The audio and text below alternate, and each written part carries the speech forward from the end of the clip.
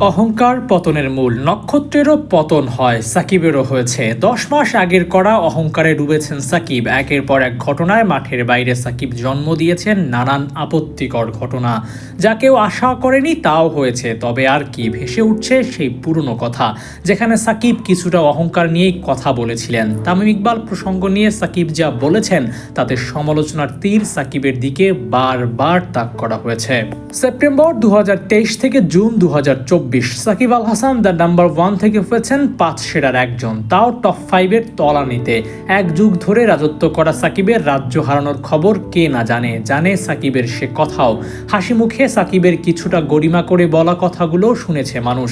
বিশ্বকাপে যাওয়ার আগে এক ইন্টারভিউতে সাকিব নিজের অবস্থানের মতো শক্তপোক্ত কথার বান ছুড়েছিলেন।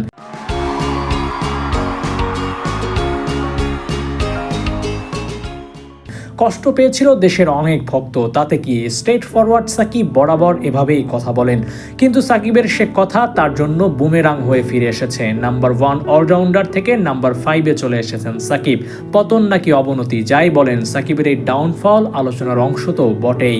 সাকিব কখনো স্ট্যাটের পেছনে ছোটেননি। গ্রেটরা এমনই হয়, কিন্তু সে গ্রেটনেস কতক্ষণ বা কতকাল কে জানে। সাকিবের গ্রেটনেসে বোধহয় ভাটাই পড়েছে হয়তো।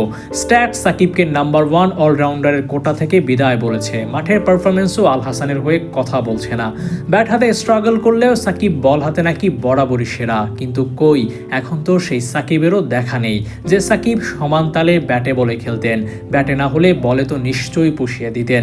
কিন্তু এবার আর তা হচ্ছে না। সমালোচনায় পড়তে হচ্ছে সাকিবকে।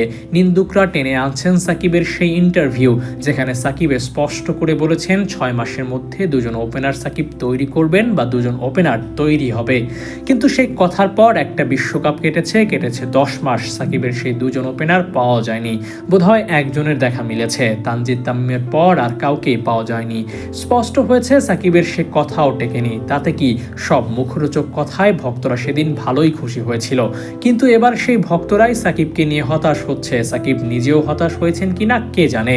হওয়ারও কথা। দলের ড্রাইভিং সিটে বসতে চাওয়া সাকিব এখন প্যাসেঞ্জার। বল হাতে ব্যর্থতার পাশাপাশি ব্যাট হাতেও যেন টানাপোড়েনের সংসার।